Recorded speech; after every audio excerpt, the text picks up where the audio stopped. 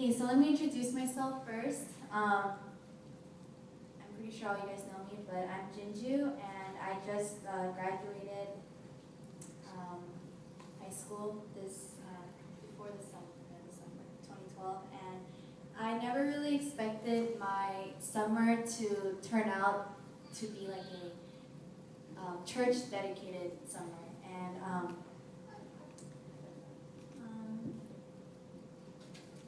in the beginning, dedicating yourself to one thing seems like a lot of fun, but then sometimes it just gets too much for you, and you just get exhausted and drained, and you sometimes wonder if God's even there anymore. And honestly, like during the summer, like I felt that way a lot.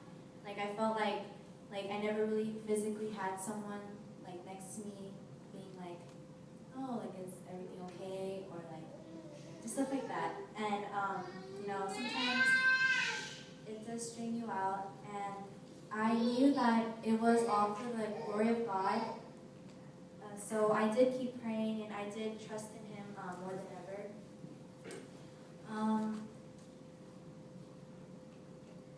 And I just needed restoration, like time to rest. So after planning for VBS and my last youth retreat, and just getting myself ready to become a teacher for children's ministry, finally Mexico missions was last on my list, and I was just So now I'm going to talk about what I expected from Mexico. I had many different reasons on why I was going to missions. One reason was because I truly felt that this summer God had huge plans for me. And another reason was because from my old church, I wasn't able to go to Peru because there was a lot of complications, but God finally gave me a chance to go this year, so I took the chance and went.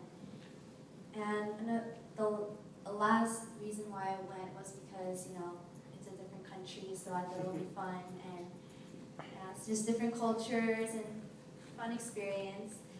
I also expected God to use me in every way, and I also expected our team to get closer, to KM adults and the EM, after Saturdays and sometimes Sundays, mission training, So that's what I expected.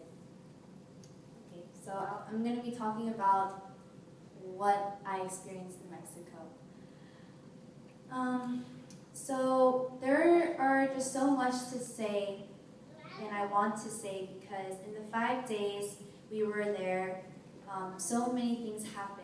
But I'm only going to talk about the few things that happened and really touched my heart and really spoke to me.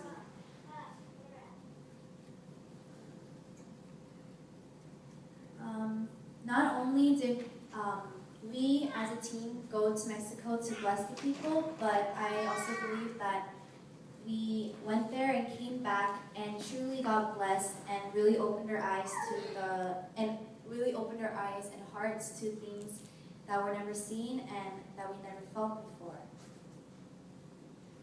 Okay, so when I first went there, I was feeling a little uncomfortable because, it's not my house, and I just felt, just dirty and just, like Pastor Daniel said, we couldn't shower, and Annie and me and Hannah, we were struggling with the toilets, and so it was different, and I'm pretty sure a lot of us are uncomfortable. But the first day we visited a rehab center, and that was the first time my heart started to move.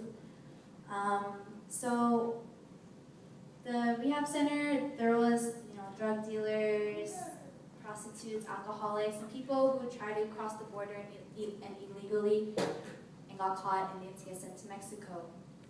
And to me, the rehab center, I felt a lot of connection because to me, like I know someone really close to me that I lost because of bad habits like that. So I just felt like I can really connect to them.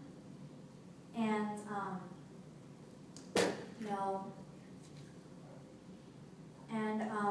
these people had no place to call home except there. I really felt that I could connect with them, and before we left the rehab center, we all prayed for them.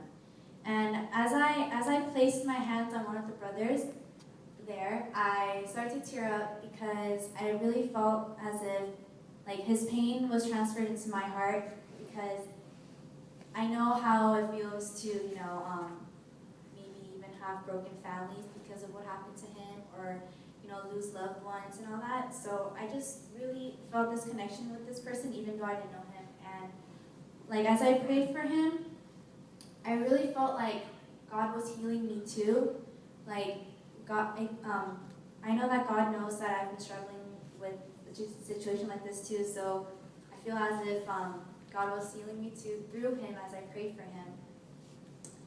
So that's one experience that I experienced when I went to Mexico.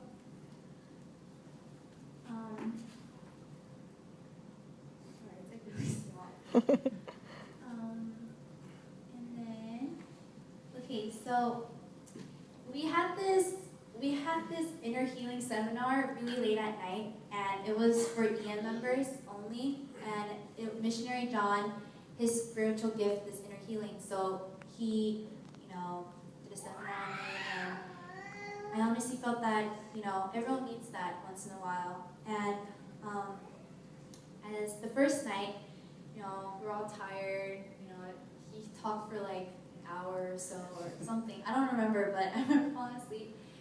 And I try not to, but he told me, you guys, he told me, don't pray and just sit there and just think about just about yourself and, about the pain that you have and all that. And as I was sitting there, all this pain that I didn't even know was there started to come out.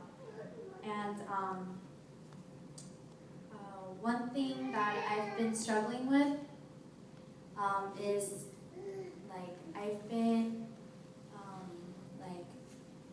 I always thought I couldn't forgive myself for some reason for things, and I've been struggling with that a lot. And then as everyone just was praying and I was just sitting there in quiet meditation, Missionary John comes up to me and he places his hands over my back and he says, Ginju, God spoke to me and said I should pray for you last. And I said, okay, but I was just in that moment, so I didn't look up. And as he was praying for me, he started to just, I don't know what that word is, but just started to heal me, and I could really that moment was the moment where I really felt that this was the restoration that I was waiting for and I wanted.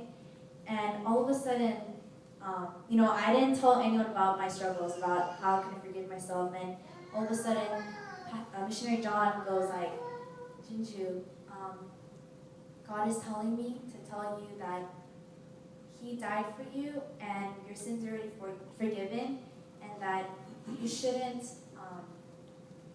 tell yourself that you can't forgive yourself. And when I heard that, I was really shocked, because that really showed me that God is real and He is alive and He knows my struggles and that I'm not alone. And that really touched my heart.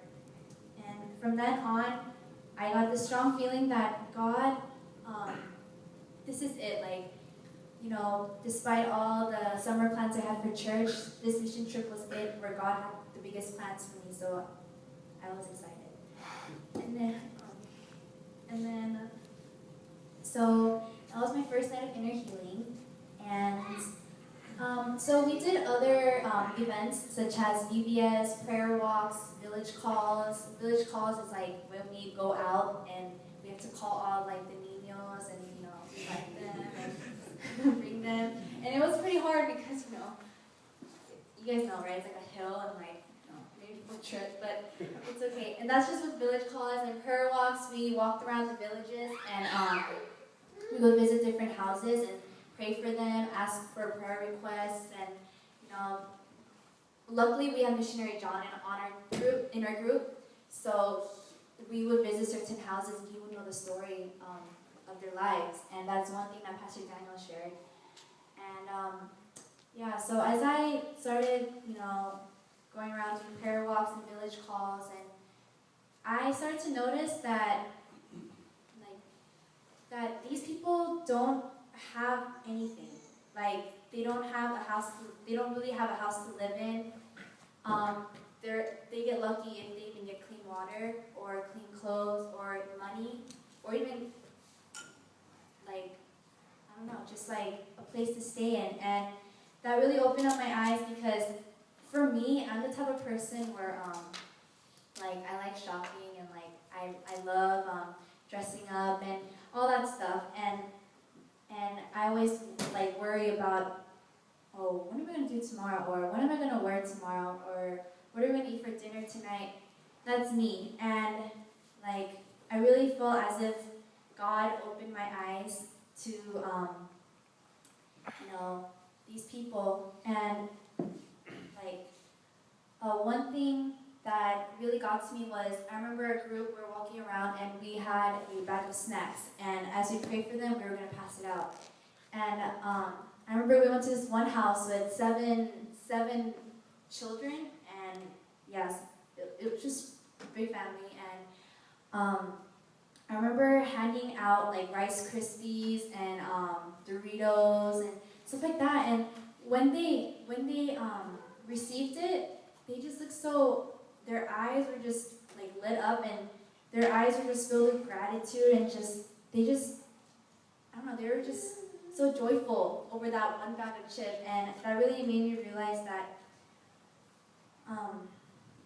to us, bag of chips, we could just get it anytime.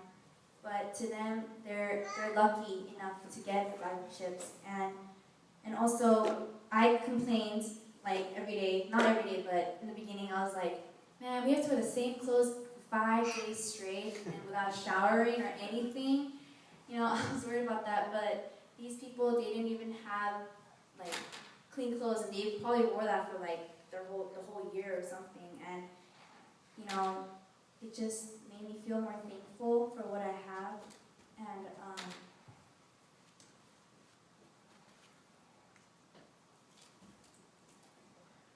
I really believe that God put the love that He has for me. God put the love that He has for us in my heart, so that I can really love these children genuinely, and just like how He loved us. And I really believe that